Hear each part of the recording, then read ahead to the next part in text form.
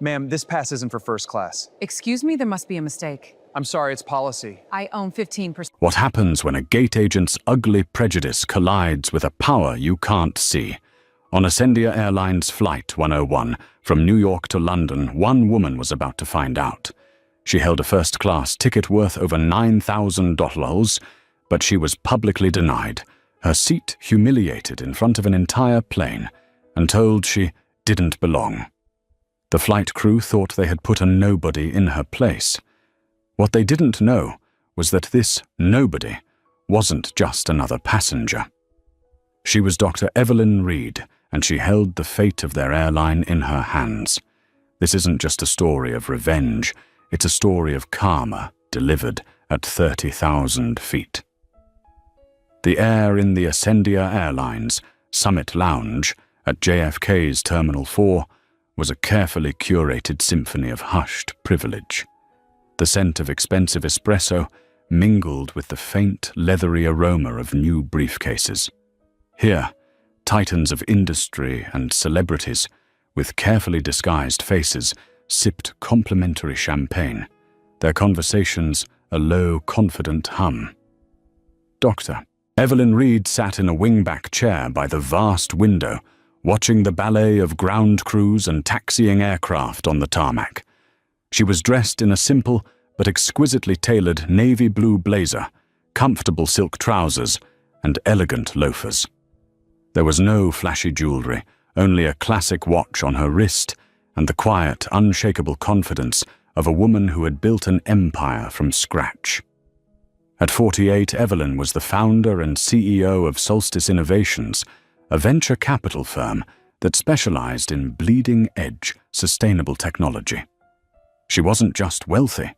She was a visionary who had twice been on the cover of Forbes, not for her money, but for her mind. Her flight A1101 to London Heathrow was due to board in 30 minutes.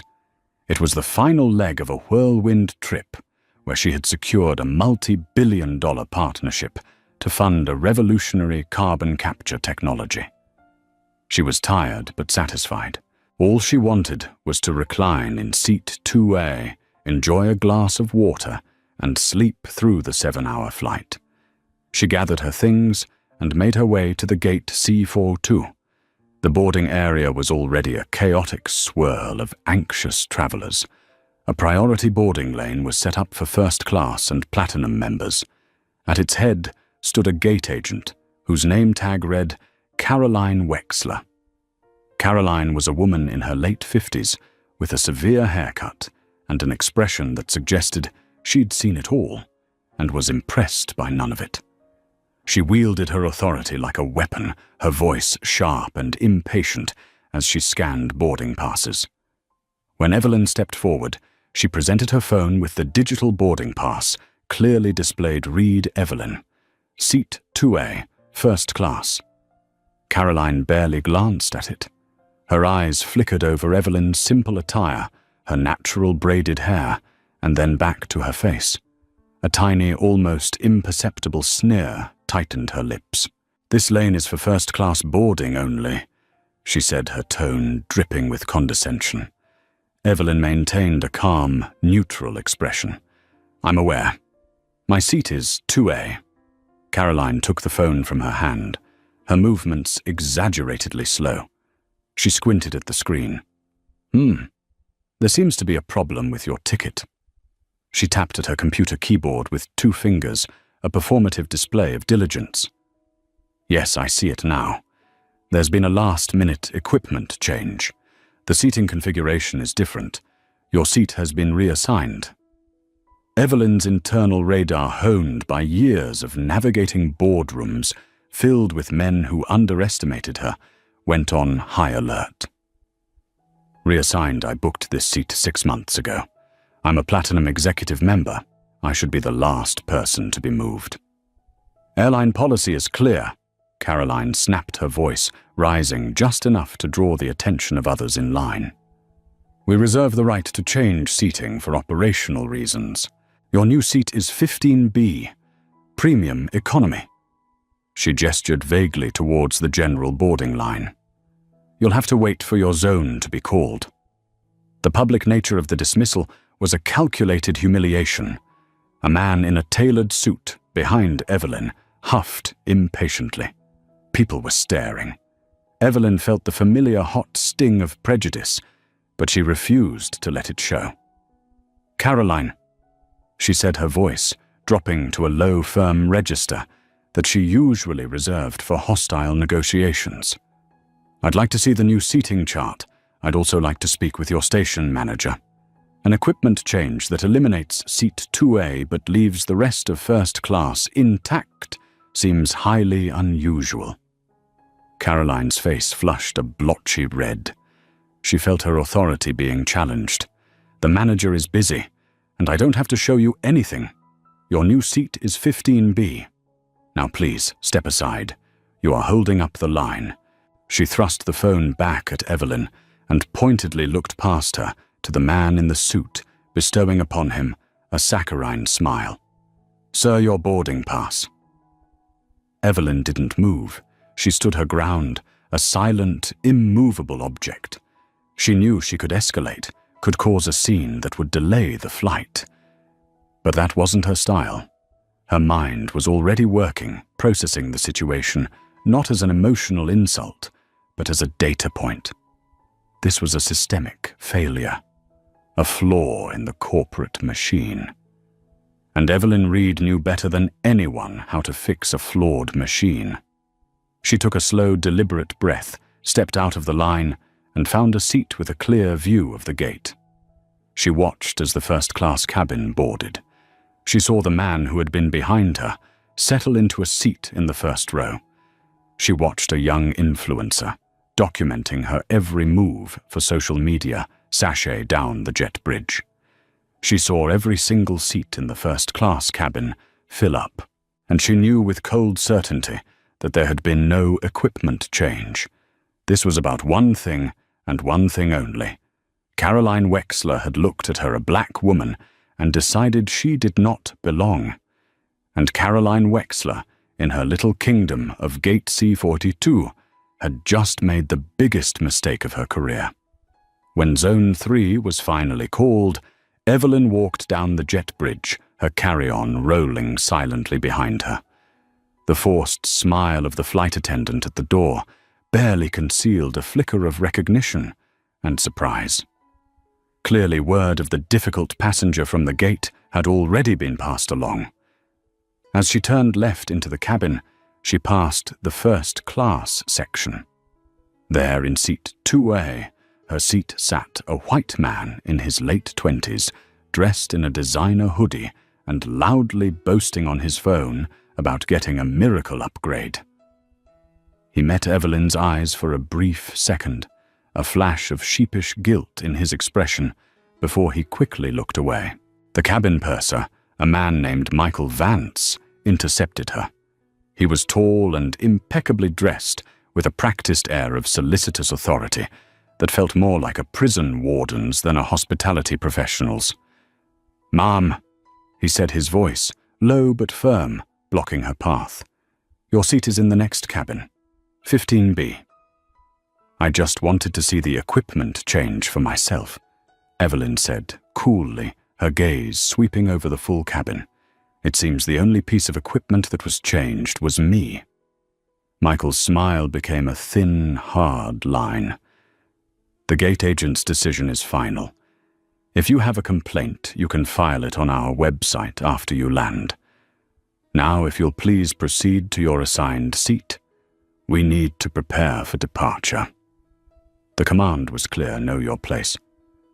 The other first-class passengers were now openly staring, some with sympathy, others with the detached curiosity of people watching a drama unfold. The humiliation was a physical weight pressing down on her.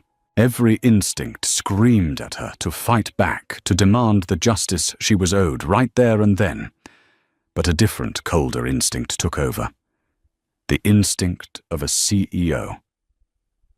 "Don't argue with the symptom. Go for the source of the disease." She gave Michael a single, inscrutable nod and walked back to the premium economy cabin. Seat 15B was a middle seat, The indignity was almost comical. She, a woman who flew private for half her trips and held top-tier status on 3 global airlines, was crammed between a nervous flyer who was gripping the armrests and a large man who had already spilled his welcome drink onto the floor. As she settled in, she saw him a young man in 14C, an aisle seat just ahead. He looked like a junior analyst, his suit slightly rumpled from a long day. His name, she would later learn, was Ben Carter. He had witnessed the entire exchange at the gate and now on the plane. He kept glancing back at her, his brow furrowed with a mixture of pity and a kind of frustrated shame. He was a silent witness, a bystander who knew what he was seeing was wrong but lacked the courage or status to intervene. Evelyn made a mental note of his face. He was another data point. The plane took off a powerful roar that vibrated through Evelyn's very bones. As they climbed through the clouds and the seatbelt sign pinged off, Michael Vance began his service in first class. He moved with practiced grace, pouring champagne, laughing at a passenger's joke, exuding an aura of exclusive service. When he passed through the curtain into premium economy, his entire demeanor shifted. The smile vanished, replaced by a mask of bored efficiency. He made a point of ignoring Evelyn. He served the passengers on either side of her, but seemed to look right through her. Finally, as he was about to move on, she spoke. "Excuse me," she said, her voice calm and even. "I'd like a bottle of water, please." Michael stopped, turning slowly. "We'll be starting the full beverage service in about 20 minutes, he said curtly. "I can see you have water on your cart now. I'd like one." A silent battle of wills ensued. It was a petty power play, but Michael was committed to it. He was reinforcing the hierarchy established by Carolyn at the gate. "You are not important." Finally, with a put-upon sigh, he grabbed a plastic bottle of water and practically slammed it onto her tray table before striding away. The act was so blatant, so needlessly aggressive, that Ben Carter in 14C physically flinched. He turned around, his mouth half open, as if to say something, to offer a word of support. But he hesitated. What could he do? Get into a fight with the purser? He was just a junior consultant on his way to a client meeting. He couldn't afford to make trouble. He turned back around, the shame burning in his gut. Evelyn unscrewed the cap and took a sip of water. She felt no anger. The emotion had been burned away, replaced by a glacial calm.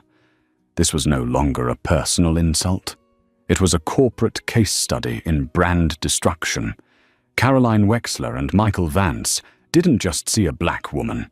They saw a customer they could afford to lose, a person without power, a complaint form that could be easily ignored.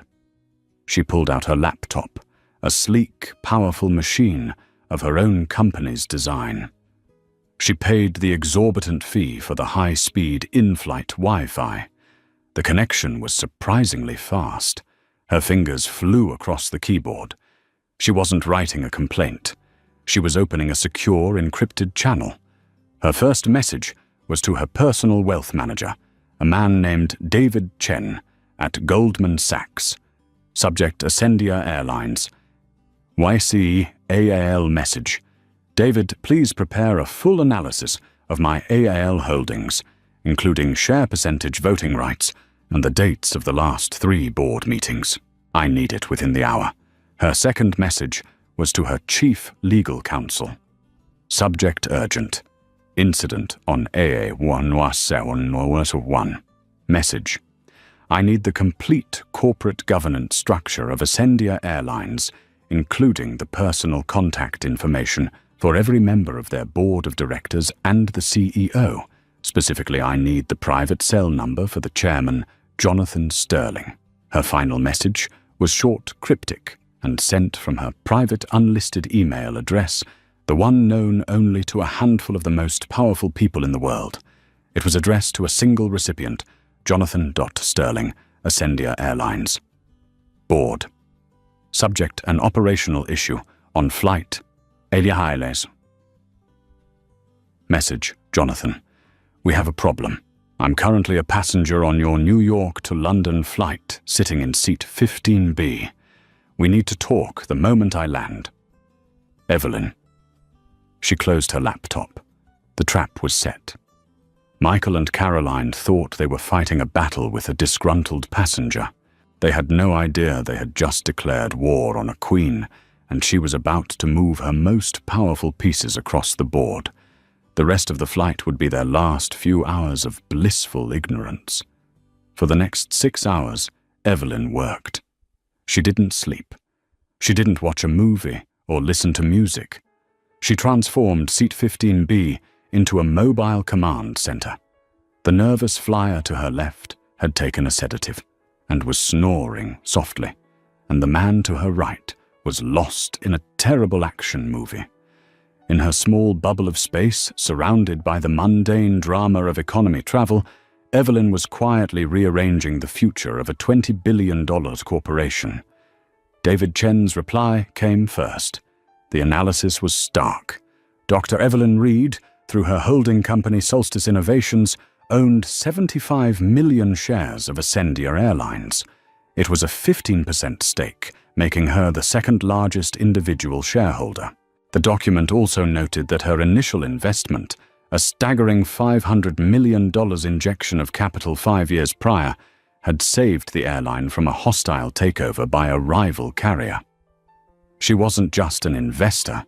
She was the company's white knight. The report included a list of her voting rights, which were significant enough to command a seat on the board, an option she had thus far declined in favor of maintaining influence without direct operational responsibility. The information from her legal team arrived moments later. It was a complete dossier on Ascendia's leadership. At the top was Chairman Jonathan Sterling, a 72-year-old industry veteran who had personally courted Evelyn for her investment. They had a relationship built on mutual respect and the cold, hard calculus of high finance. He knew exactly who she was and what she was capable of. Evelyn read through the profiles of the other board members, the CEO, Richard Branson-esque Mark Lancaster, and the heads of various departments. She was studying the chessboard, understanding the players, their strengths, their weaknesses, and their loyalties. Then a new email pinged in her inbox. It was from Jonathan Sterling himself. The speed of his reply, sent at what would be 2:00 a.m. in London, told her everything she needed to know. Subject: Ray, an operational issue on flight AA-112. Message: Evelyn, I am so sorry to hear this. A car will be waiting for you on the tarmac at Heathrow. My personal driver, Robert. He will bring you directly to a private suite at the airport. I am convening an emergency meeting of the senior executive team for 9:00 a.m. Your presence is requested, but not required. We will handle this. Whatever you need, just ask. My deepest apologies. Jonathan. Evelyn allowed herself a small, grim smile. The gears were turning. Jonathan knew that an unhappy Evelyn Reed wasn't a customer service issue. It was a clear and present danger to his company's stability. A 15% shareholder, a foundational shareholder being mistreated by his own staff, was a 5-alarm fire. A public relations nightmare, a potential stock cratering event if she decided to make it public. She spent the remainder of the flight drafting a memo. It wasn't an angry rant. It was a clinical, dispassionate analysis. She detailed the incident from a business perspective, outlining the multiple points of failure. 1. Brand damage. The erosion of the premium inclusive brand image Ascendia spent hundreds of millions of dollars a year to cultivate. 2. Customer loyalty breach. The violation of stated policies regarding top-tier frequent flyers. 3. Employee training deficiencies. The clear lack of de-escalation and bias training exhibited by both gate and cabin crew. 4. Operational liability. the creation of a situation that could lead to significant legal and financial repercussions. She attached no names. She simply referred to Gate Agent C42JFK and Cabin Purser AA101. It was colder, more terrifying that way. She was treating them not as people, but as liabilities on a balance sheet. As the plane began its descent into London, the cabin stirred to life. The lights came on. Michael Vance, looking weary but still self-important, made his final pass through the cabin to collect trash. He reached her row, and for the first time seemed to truly see her. Perhaps it was the intense glow of her laptop screen, the focused set of her jaw, or the sheer, palpable aura of power that now radiated from her. He saw not a disgruntled woman in a middle seat, but someone completely out of place. A flicker of unease crossed his face. "Everything all right here?" he asked, his tone uncertain. "Everything is proceeding as expected." Evelyn replied, her voice flat and devoid of emotion. She didn't even look up from her screen. The cryptic nature of her response unsettled him. He quickly moved on a strange knot of anxiety tightening in his chest. He and Caroline had shared a laugh via text about the entitled woman they had put in her place. Now it didn't seem so funny. The plane touched down at Heathrow with a gentle bump. As it taxied to the gate, the usual rush of passengers grabbing their bags began. Evelyn remained seated, calm and patient. The fasten seatbelt sign switched off. The jet bridge connected with a dull thud. Michael Vance stood at the door, his purser duties technically complete. He was waiting for one final parting shot, a sarcastic "Enjoy London," or a pointedly ignored farewell. But before the first-class passengers could even stand up, the plane's internal phone chirped. The captain's voice came over the speaker, not with the usual cheerful welcome, but with a tone of urgency. "Flight attendants, please stand by. No one is to deplane. I repeat, no one is to deplane until our ground staff has boarded." A confused murmur rippled through the cabin. This was not standard procedure. Michael looked bewildered. He picked up the phone. "Captain, this is Purser Vance. What's the situation?" "I don't know, Michael." The captain's voice crackled back. "But the head of Heathrow operations is on the jet bridge, and he says he's here to escort a VIP passenger. He was very specific. Dr. Evelyn Reed. Do you know who that is?" Michael's blood ran cold. The name echoed in his head. Reed Evelyn. The name on the boarding pass. The name of the woman in 15B. He slowly turned his head, his eyes wide with dawning horror, and looked back through the curtain. He saw her. Dr. Evelyn Reed was calmly packing her laptop into its case, her movements unhurried. She knew they were waiting for her. She had known all along. The door to the aircraft hissed open. A man in a sharp suit with an Ascendia Executive Staff badge clipped to his lapel stepped aboard, followed by two uniformed airport officials. His name was Peter Fleming, the station manager for all of Ascendia's Heathrow operations. He was a man who typically dealt with union disputes and logistical nightmares, not greeting passengers. His face was pale and strained. He ignored the confused first-class passengers and made a beeline for Michael. "Where is Dr. Reed?" He demanded, his voice a low, urgent whisper. Michael, completely wrong-footed, could only stammer and point dumbly towards the premium economy cabin. She's back there." Peter Fleming's eyes widened in disbelief. "Back there? Are you serious?" He pushed past the stunned purser and hurried down the aisle. The entire cabin was silent now, watching the bizarre scene unfold. He found Evelyn just as she was pulling her carry-on from the overhead bin. He approached her with the kind of deep, deferential respect usually reserved for visiting royalty. "Dr. Reed," he said, his voice full of apology. "I am Peter Fleming, the station manager." On behalf of Ascendia Airlines, I am so sorry. There has been a catastrophic error. Please allow me to escort you off the plane." Evelyn looked at him, her expression unreadable. "Thank you, Mr. Fleming." As she followed him to the front, every eye was on her. The young man in the designer hoodie in seat 2A seemed to shrink into his seat, avoiding her gaze. The other passengers whispered their minds, racing to figure out who this woman could possibly be. When she reached the galley, she came face to face with Michael Vance. His professional mask had crumbled, replaced by a look of pure, unadulterated panic. The color had drained from his face. He looked like a man who had just realized the harmless snake he'd been prodding was in fact a king cobra. "Dr. Reed, I don't understand," he stammered. Evelyn paused and looked him directly in the eye. For the first time, she allowed a flicker of the ice-cold fury she'd been suppressing to show. "No, Michael," she said, her voice dangerously quiet. "You don't. And that is precisely the problem." She turned and stepped out of the plane onto the jet bridge, where another finely dressed man was waiting.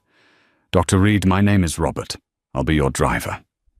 She was whisked away, not into the chaos of the main terminal, but through a series of private corridors and service elevators that bypassed customs and baggage claim entirely. Within minutes, she was seated in the back of a black Mercedes S-Class, gliding silently away from the terminal. Back on flight AA-101, chaos erupted. As soon as Evelyn was gone, Peter Fleming turned on Michael, his voice a furious, trembling hiss. "What did you do? What in God's name happened on this flight?" "It was the gate agent in New York," Michael blurted out, already scrambling to shift the blame. "She reassigned the seat. She said there was an issue with the booking. An issue." Fleming scoffed, his face contorted with rage. "The issue is that you and that gate agent just humiliated one of the most important people to ever fly this airline. The chairman himself called me at 3 a.m. He wants you and the entire crew manifest in his office. Now." The passengers were finally allowed to deplane, buzzing with speculation. Ben Carter, the young consultant from 14C, walked through the terminal in a daze. He had witnessed everything: the dismissal, the condescension, the quiet dignity, and the final stunning reversal of power. He felt a profound sense of awe, mixed with a renewed wave of shame for his own inaction. He had a story to tell, but he wasn't sure who would ever believe him. Meanwhile, 4,000 miles away at JFK, Caroline Wexler was finishing her shift. It had been a long, trying day, but she felt a grim sense of satisfaction. She had dealt with that arrogant woman, put her in her place. It was a small victory in a thankless job. As she was logging out of her computer, the station manager's deputy approached her, his face grim. "Caroline, I need you to come with me. There's a conference call with corporate, from London." "London? What for?" she asked, annoyed. "I don't know," he said, avoiding her eyes. "But it doesn't sound good. They said to bring your union rep." The mention of the union rep was a blaring alarm bell. Caroline felt a knot of dread form in her stomach. It couldn't be about that passenger, could it? She was just some random woman with a chip on her shoulder. Caroline had been doing this job for 25 years. She knew how to handle people like that. As she walked toward the manager's office, her bravado began to crumble, replaced by a creeping, terrifying fear that her small act of prejudice was about to have consequences far beyond anything she could have ever imagined. The Ascendia Airlines corporate headquarters, a gleaming glass tower in the heart of London, was in a state of controlled panic. Jonathan Sterling, the chairman, had arrived at 6:00 a.m., his face like a thundercloud. An emergency summons had gone out to the CEO, Mark Lancaster, the chief operating officer, the head of global customer relations, and the airline's lead counsel. They now sat around a polished mahogany table in the 50th floor boardroom, the panoramic view of the London skyline ignored. "Let me be perfectly clear." Jonathan began, his voice low and gravelly, commanding absolute silence. "At approximately 1:30 a.m. this morning, I received an email from Dr. Evelyn Reed." The name dropped into the room like a stone. Everyone present knew exactly who she was. They knew her as the reclusive genius behind Solstice Innovations. They knew her as the silent partner who had saved their skins 5 years ago. They thought of her as a name on a stock certificate, a powerful but distant ally.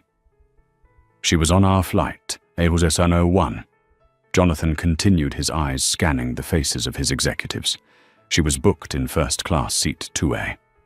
But due to the discretion of our gate agent in New York, she was publicly denied boarding to her ticketed cabin and reassigned to a middle seat in premium economy." A collective intake of breath went through the room. The CEO, Mark Lancaster, went visibly pale. "Jonathan, that's impossible. Our systems are designed to prevent that. Platinum executive members are sacrosanct." "Your systems," Jonathan retorted, his voice laced with acid, "failed to account for the single most dangerous variable in any corporation: human stupidity. An employee made a decision based on what I can only assume was blatant, unadulterated prejudice. This was then compounded by the cabin purser, who, according to Dr. Reed's preliminary report, treated her with dismissive contempt for the entire flight." He paused, letting the weight of his words sink in. "This is not a customer service complaint. This is a corporate crisis. Dr. Reed controls 15% of this company. If she decides to divest, our stock will plummet by morning. If she decides to go public with this story, and can you imagine the headlines? Billionaire tech mogul, Dr. Evelyn Reed, subjected to racist treatment on airline she partly owns. The brand damage will take a decade to repair. We'd be a laughingstock, a pariah." He stood up and walked to the window, his back to the room. 5 years ago, when Vector Capital was trying to tear this company apart for Scrap, who wrote the check that made them go away, it was Evelyn Reed. She didn't do it because she loves aviation. She did it because she believed in my vision for a global airline built on quality and respect. She believed in us. And we repaid her with humiliation. He turned back to face them, his expression grim. "She is in a suite at the Sofitel waiting. She has agreed to meet with us at 10:00 a.m.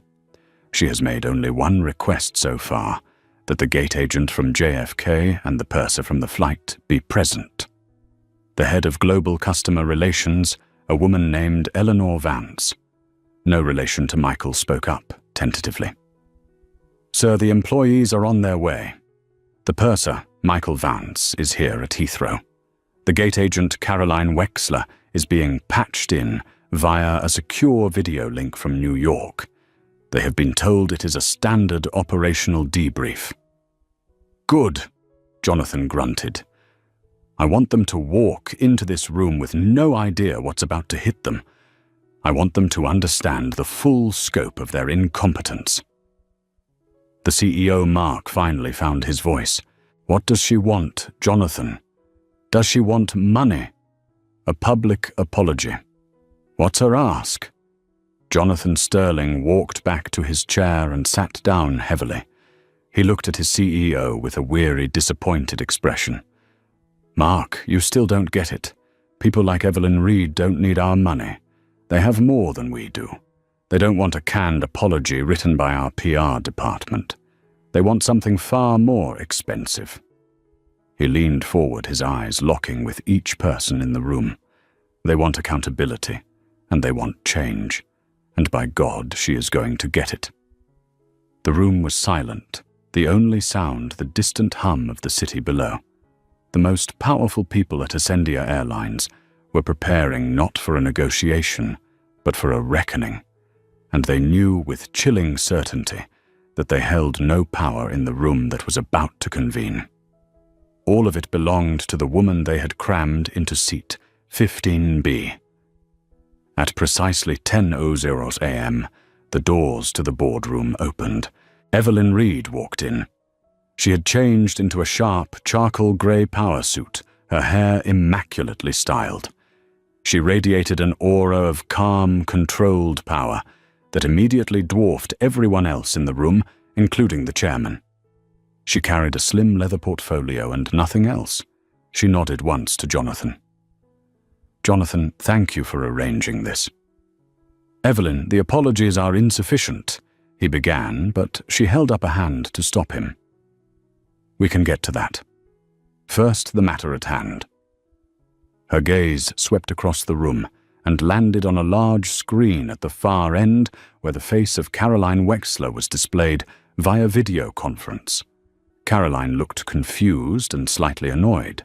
Then Evelyn's eyes shifted to a man sitting in a lesser chair against the wall next to a union representative.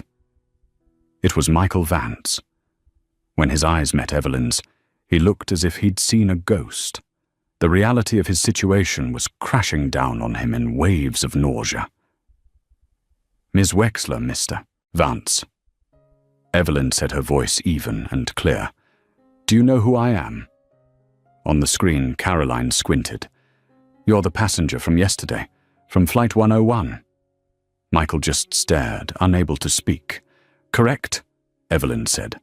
"I am Dr. Evelyn Reed, founder of Solstice Innovations."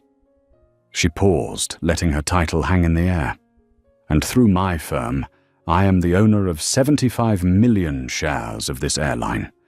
That constitutes a 15% ownership stake.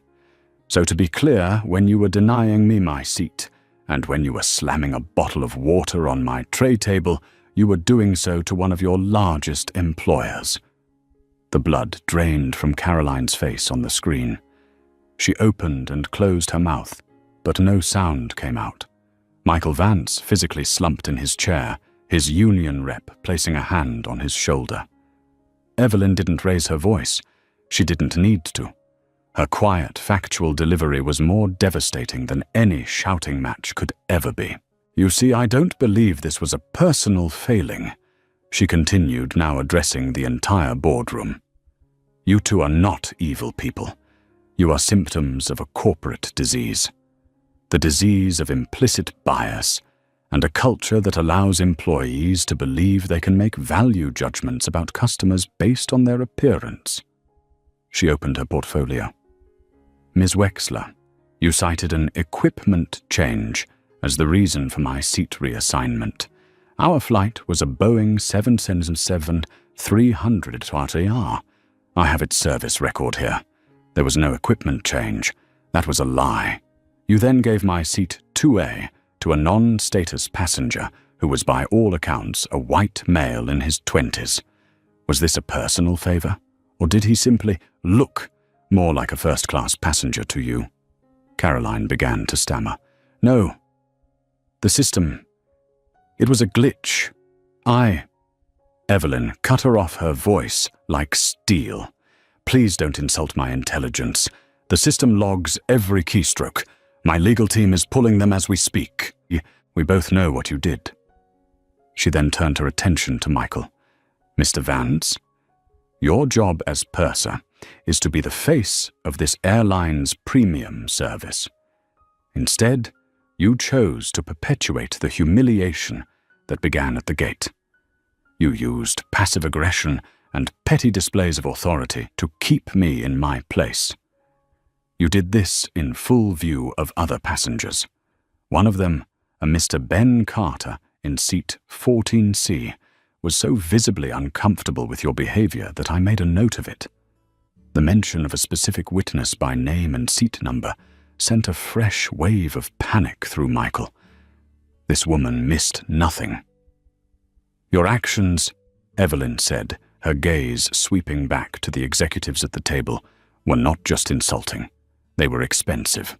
Let's quantify the damage. A single viral story about this incident could cost this airline an estimated $50 to $100 million in market capitalization and immediate brand damage. Your combined salaries are what, perhaps $150,000 a year. From a purely risk management perspective, you are two of the most catastrophically poor-performing assets this company possesses. She closed her portfolio. The sound echoed in the silent room. I am not here to ask for an apology. I am here to enact a solution. Jonathan, she said, looking at the chairman, my continued investment in Ascendia Airlines is contingent on a number of immediate changes. But first we must address the root cause. Effective immediately, the employment of Ms. Wexler and Mr. Vance must be terminated. The union rep jumped to his feet. You can't do that. We have a process, a collective bargaining agreement. Evelyn didn't even look at him. Her eyes were fixed on Jonathan. You can terminate them for cause, for lying to a passenger about operational matters, for violating company policy on priority seating, and for conduct detrimental to the brand and its shareholders. It is an open and shut case. Do it. Jonathan Sterling looked at the two employees. There was no pity in his eyes, only fury. You heard her, he said to the lead counsel. Make it happen. On the screen, Caroline Wexler began to sob. Michael Vance buried his face in his hands. Their careers built over decades were gone, evaporated in an instant because of a single ugly decision. They had tried to humiliate a passenger, and in return their professional lives had been dismantled with the surgical precision of a corporate takeover. The karma was not just hard, it was absolute. The termination of two employees was not an endpoint. It was merely the clearing of debris after a foundational tremor. In the boardroom, the silence that followed Jonathan Sterling's order was thick and heavy. On the large screen, Caroline Wexler's video feed had been discreetly cut, replaced by the Ascendia Airlines logo. Michael Vance, accompanied by his now powerless union representative, was quietly escorted from the room, his face a ghostly mask of disbelief. He was a man hollowed out the structure of his life, demolished in under 10 minutes. The executives at the table, from CEO Mark Lancaster to the head of legal, looked at Evelyn Reed with a new kind of awe tinged with a healthy dose of fear. They had just witnessed a masterclass in corporate power, executed with the precision of a surgeon and the finality of a judge. Evelyn, however, showed no signs of triumph. She calmly took a sip of water from the glass that had been placed before her, her expression suggesting that the preceding events were mere housekeeping. Do not mistake that for the solution, she said, her voice cutting through the quiet tension. That was simply the removal of a symptom. I am not interested in punishing two ignorant employees. I am interested in inoculating this entire company against the disease they represent. She leaned forward, her eyes pinning each executive in place. The events on Flight 101 were not a random occurrence. They were the predictable outcome of a corporate culture that has either through neglect or design failed to instill its stated values into its frontline staff. A brand is not what you say it is in your Super Bowl commercials. It is what your customer experiences in a moment of friction. And yesterday your brand told me that I, a black woman, was of less value than the white man you gave my seat to. That is the vulnerability we are here to fix. Jonathan Sterling nodded slowly. Tell us what you need, Evelyn. The floor is yours. It's not what I need, she corrected him. It's what this airline needs to survive and thrive in the 21st century. I have 3 non-negotiable conditions for my continued investment, and more importantly, my silence.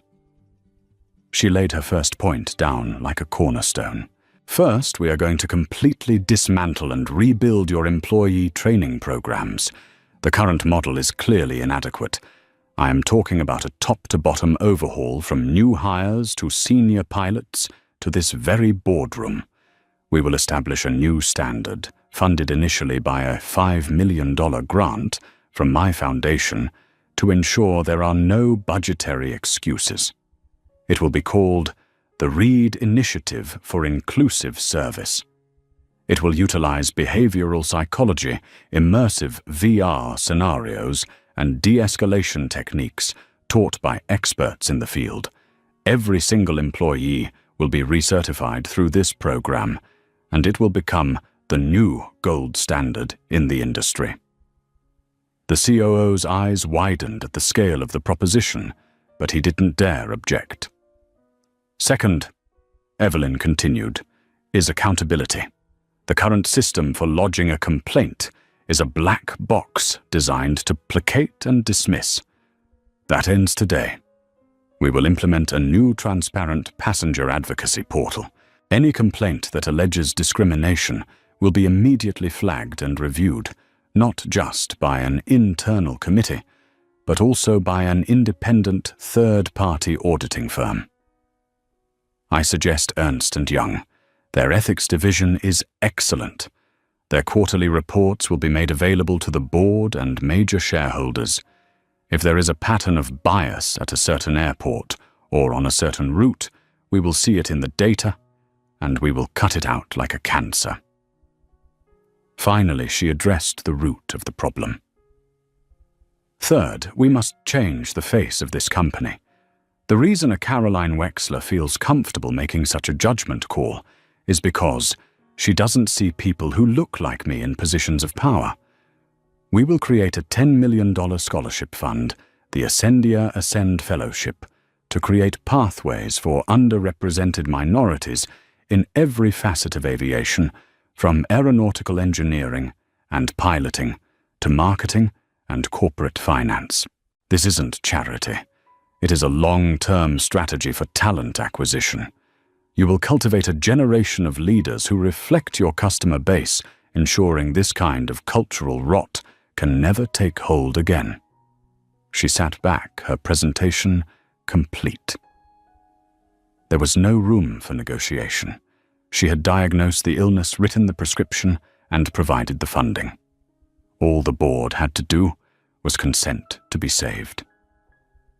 Mark Lancaster looked at Jonathan Sterling, who gave a single decisive nod. "It will all be done," Mark said, his voice filled with a conviction he hadn't possessed an hour ago. In the days that followed, the story of Flight AA-101 began to percolate. It wasn't through an official channel, but through the conscience of a single witness. Ben Carter, the young consultant, couldn't shake what he had seen. Back in his London hotel, his own silence felt like a heavy cloak of complicity. He sat at his laptop and began to write. He poured out the entire sequence of events onto a LinkedIn post detailing the gate agent's sneering dismissal, the purser's petty antagonism, and the quiet, unshakable dignity of the woman in the face of it all. He didn't know her name, referring to her only as the woman in 15B. He ended his post with a raw admission. "I saw it all and I said nothing. My silence was a vote for the status quo. I hope that by writing this, I am casting a different vote today." He hit post with a trembling finger, expecting a few comments from his colleagues. Within an hour, it had 1,000 likes. By morning, it was at 50,000, shared by CEOs, aviation journalists, and diversity advocates. The post was a viral wildfire. The woman in 15B became a symbol. Ascendia's PR department went into a defensive panic, drafting statements about an isolated incident and a full investigation. But before they could release their sterile corporate speak, they received a call from Evelyn Reed's chief of staff. The message was simple: "Stand down. We have a better strategy." Guided by Evelyn's team, Ascendia's official social media accounts did something radical, they told the truth. They commented directly on Ben Carter's post. "Thank you for sharing this, Ben. You were right to be appalled. The passenger is one of our most valued stakeholders, and this incident has exposed a significant failing on our part.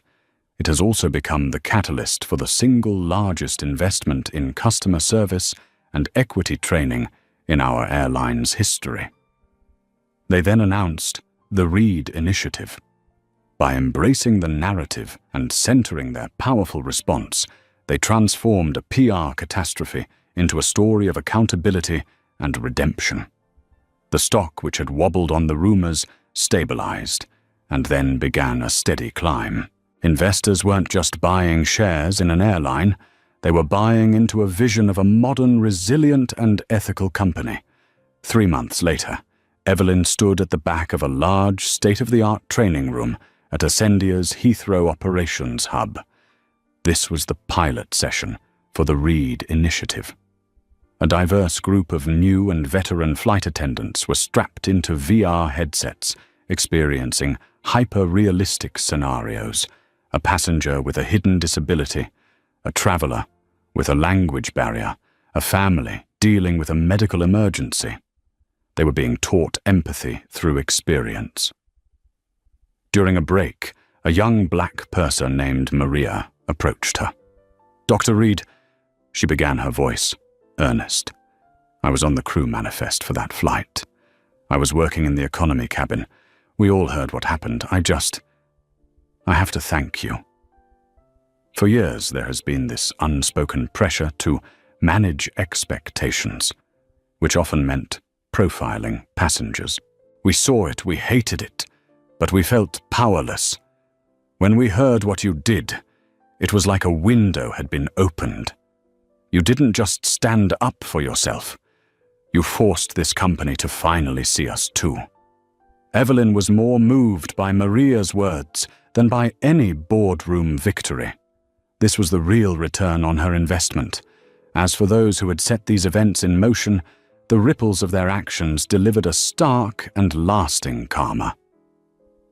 Michael Vance, confident in his decades of experience, applied for a senior purser position at a competing Middle Eastern airline. In his final interview, the hiring manager looked at his resume and then up at him. "Your name is familiar," he said coolly. "Ascendia's new training initiative is making waves. We've heard all about the catalyst for that change." Michael didn't get the job. He soon found that his name was toxic, a well-known industry anecdote for what not to do. Caroline Wexler, clinging to a sense of victimhood, filed a wrongful termination suit. Her union's lawyers reluctantly took the case, only to drop it a week later, after Ascendia's legal team provided them with a mountain of evidence, the unredacted system logs showing her deliberate seat reassignment, sworn affidavits from other gate agents who had witnessed her pattern of behavior, and a copy of Ben Carter's viral post. Defeated and isolated, she was forced into an early, ignominious retirement. One evening on a flight to Tokyo, Evelyn was sitting in seat 2A. Jonathan Sterling had joined her for the first leg of the trip. "It's remarkable," he said, looking around the quiet, respectful first-class cabin. "The atmosphere on our flights? It's different.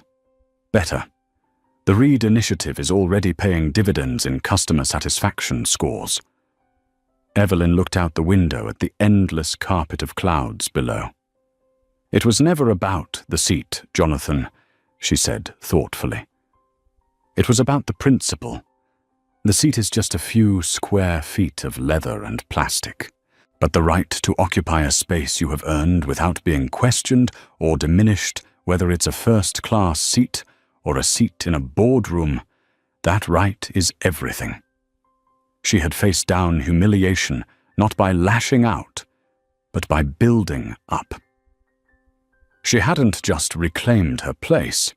She had fundamentally redesigned the space so that more people like her would never have their place questioned again. In the end, this story isn't just about a satisfying moment of karma. It's about the incredible power of turning a moment of deep disrespect into a catalyst for lasting systemic change. Dr. Evelyn Reed could have settled for a refund and a fuming complaint letter. Instead, she used her influence not for revenge, but for revolution. She reminded a billion-dollar company that its greatest asset is its humanity, and that every single customer, regardless of what they look like, deserves dignity. Her story proves that true power isn't about winning an argument. It's about rewriting the rules of the game for everyone. What did you think of this incredible story of justice? Have you ever witnessed something like this and wished you could do something? Let us know in the comments below.